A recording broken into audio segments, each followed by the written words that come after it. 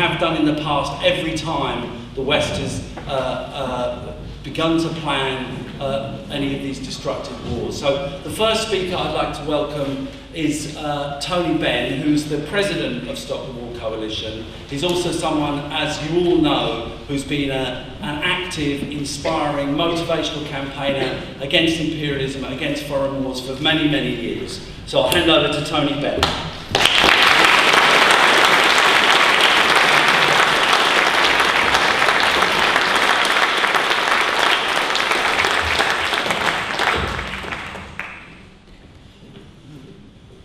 Comrades, the first thing I'd like to do is to welcome you all here and to say that the people who've come to this meeting tonight will be in the leading role in dealing with the war against Iran if it takes place. And as Chris quite properly said, there are many people who would like that to take place. Israel is one of the leading advocates of hostility to Iran. The British government, the American government have gone along with it, and it does pose a very, very serious threat. Chris said that on the platform there were some young and old. Well, I'm in the old, and I remember things which may be relevant because, of course, for a while Britain had a role in Iran, and then we had a row with Mossadegh in 1951 because he nationalised the oil, and there was a possibility of conflict then, which happily didn't take place. And then the Shah was brought along, and he was an American agent who governed Iran for a long time, and then the Shah was overthrown by the present regime, and the present regime has been involved in a great deal of conflict with us over a variety of issues, but our interest, our national interest, is the oil, because Iranian oil is an enormous source of supply for the world's oil needs, and therefore you always have in mind when you talk about Iran the interest the West has in getting control of that oil. And as far as the nuclear work is concerned, well, I went as the minister to see the Shah 40 years ago, just before he was overthrown, and at that time he told me that he was working on nuclear research, that he was being supported by the Germans and the French. I don't think the Americans had any objection to the Shah so long as the Shah had them, because they relied on him to safeguard American interests. And the nuclear research went on, and now the issue has come that because of the nuclear research that Iran has, it will be possible to build the bomb. And there is no doubt whatever, there is a very, very close link between nuclear power and nuclear weapons. In this country, which is a nuclear war state, we began with the bomb and then moved on to civil nuclear energy later, but never forget the link that goes between the two.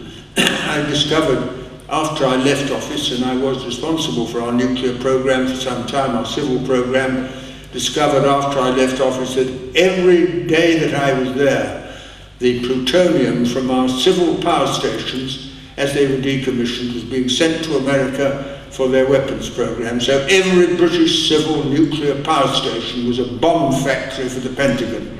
And that was one indication I had. The other indication I had, which was interesting in view of the role of Israel, that I had an officer in my department who was in charge of non-proliferation. His job was to see that nuclear weapons didn't spread. And he was working secretly, unknown to me, with the Israeli government, and although he was in charge of non-proliferation, he actually supplied nuclear materials to Israel, and when he resigned from the government, the Israelis gave him a job. And that's how one of the ways that Israel got nuclear weapons. And so that's the situation that we're up against. And Britain has a very key role because of our history. I mean, for example, I don't know how many people here know that we occupied Egypt from 1882 to 1950, wait a minute, 55 was it, I think? I think it was then.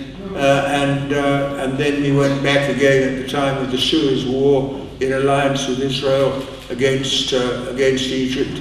And we have been involved in all the imperial conflicts in the Middle East.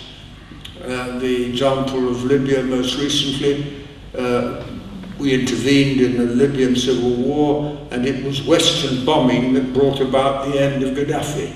and that is because it was thought that if we did support the Transitional National Council, then we would have allies when Libya had sorted out its internal difficulties.